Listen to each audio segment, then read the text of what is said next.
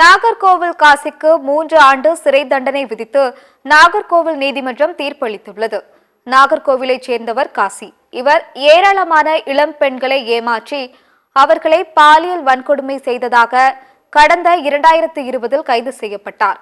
மேலும் நாகர்கோவிலைச் சேர்ந்த டிராவிட் என்பவரின் 5 லட்சம் ரூபாய் பைக்கை தன்னிடம் வாங்கிய 2 லட்சம் ரூபாய் கடனுக்காக காசி பெற்றுக்கொண்டதாக தெரிகிறது.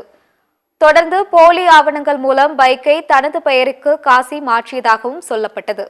இந்நிலையில் வழக்கை கையில் எடுத்த சிபிசிஐடி போலீசார் காசியுடன் சேர்ந்து அவரின் தந்தை தங்க பாண்டியன் மற்றும் இடைத்தரகரான நாராயணன் ஆகியோரையும் வழக்கில் சேர்த்து நீதிமன்றத்தில் குற்றப்பத்திரிகை தாக்கல் செய்திருந்தனர்.